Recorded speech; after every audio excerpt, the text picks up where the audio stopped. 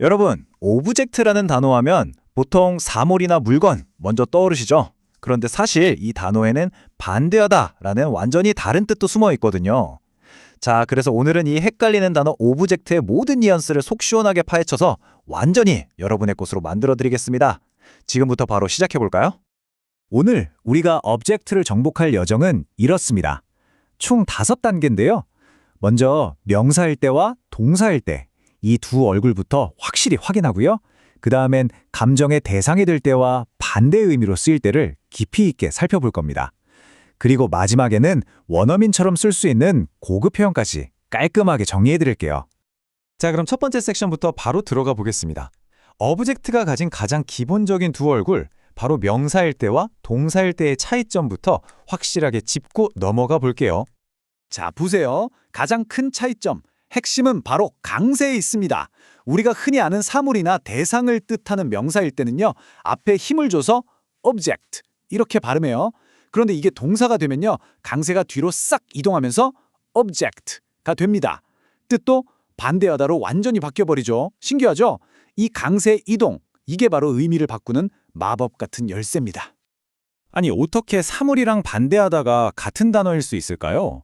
그 비밀의 열쇠는 바로 라틴어 원 오브젝트 메이스입니다. 이게 무슨 뜻이냐면 내 앞에 던져진 것이란 뜻이거든요. 자, 한번 상상해 보세요. 내 눈 앞에 툭 던져진 사물이 있고요. 내 마음 앞에 던져진 목표가 있을 수 있죠. 그리고 내 계획 앞에 턱 던져져서 길을 막는 반대의 대상도 있을 수 있잖아요. 바로 이 이미지 하나, 내 앞에 던져진 무언가라는 이 그림 하나만 기억하시면 오브젝트의 모든 뜻이 정말 신기하게 하나로 연결됩니다.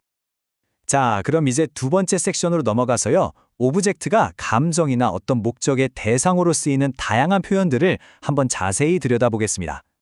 이번 섹션에서는 정말 다양한 대상들을 만나볼 텐데요. 그냥 단순한 물질적인 대상부터 시작해서요. 누군가의 사랑이나 욕망, 심지어는 경멸의 대상이 될 때 오브젝트가 어떻게 쓰이는지, 그리고 주요 목표를 의미할 때까지 싹 다 알아볼 겁니다. 자, 첫 번째는 material object입니다. 말 그대로 물질적인 대상이죠. 우리 눈에 보이고 손으로 만질 수 있는 모든 걸 가리켜요. 예문을 한번 볼까요? Philosophers often debate the nature of consciousness versus that of a simple material object. 철학자들은 종종 의식의 본질과 단순한 물질적 물체의 본질에 대해 논쟁한다. 오브젝트는 이렇게 물리적인 것뿐만 아니라 감정의 대상이 되기도 해요. Love object, 글자 그대로 사랑의 대상이라는 뜻입니다. 특히 심리학 같은 데서 자주 쓰는 표현인데요. 예문을 보시면 바로 이해가 되실 거예요. In early childhood development, the primary caregiver often functions as the main love object. 초기 아동 발달에서 주 양육자는 종종 주된 사랑의 대상 역할을 한다. 비슷한 맥락이죠? 이번엔 아주 강한 소유욕을 불러일으키는 것, 바로 object of desire, 즉 욕망의 대상입니다. 이 문장을 한번 보세요. The rare diamond quickly became the object of desire for collectors around the world. 그 희귀한 다이아몬드는 전 세계 수집가들의 욕망의 대상이 되었다. 긍정적인 감정만 있는 건 아니겠죠? 당연히 부정적인 감정의 대상도 될 수 있습니다. Object of scorn이라고 하면 경멸의 대상을 뜻해요. 예를 들면 이런 상황이죠. The corrupt politician became the object of scorn in the media after the scandal broke. 그 부패한 정치가는 스캔들이 터진 후 언론에서 경멸의 대상이 되었다. 자, 마지막으로 main object입니다. 이건 감정이 아니라 목표를 가리킬 때 써요. 어떤 일의 가장 중요한 목적이란 뜻이죠. 이 문장을 보면 그 의미가 아주 명확하게 보입니다. The main object of the experiment was to test the hypothesis under zero gravity. 그 실험의 주요 목표는 무중력 상태에서 가설을 테스트하는 것이었다. 자, 이제 세 번째 섹션입니다.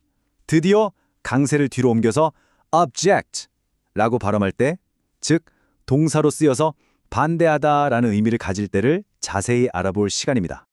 먼저 raise an objection이라는 표현인데요. 혹시 법정 드라마 좋아하시면 많이 들어보셨을 거예요. 공식적으로 이의를 제기합니다 할 때 쓰는 말이죠. 예문을 한번 볼게요. The defense lawyer rose to raise an objection to the prosecutor's line of questioning. 변호사는 검찰의 질문 방식에 대해 이의를 제기하기 위해 일어섰다. 법정처럼 딱딱한 상황이 아니라 좀 더 일상적으로 나는 뭐뭐에 반대해 라고 말할 때는요, 전치사 to를 붙여서 object to 라고 씁니다. 예를 들어서 이렇게 말할 수 있겠죠. I object to the assumption that creativity can only be taught through rigid methods. 나는 창의성이 엄격한 방법을 통해서만 가르쳐질 수 있다는 가정에 반대한다. 좋습니다. 이제 네 번째 섹션에서는요. 이걸 알면 아, 이 사람 영어 좀 하네? 소리 들을 수 있는 원어민들이 아주 즐겨 쓰는 고급 표현들을 배워보겠습니다. 이걸 쓰시면 여러분의 영어가 한층 더 자연스러워질 거예요. 첫 번째 고급 표현은 no object입니다. 돈이나 시간 같은 게 전혀 문제가 안 된다, 상관없다는 뉘앙스예요. 정말 유용하죠? 예를 들어 볼까요? If speed is no object, we can take the scenic route home.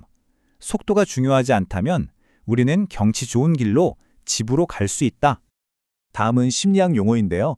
object permanence입니다. 혹시 아기들이 깍꿍놀이 하면 왜 그렇게 좋아하는지 아세요? 바로 이것과 관련이 있거든요.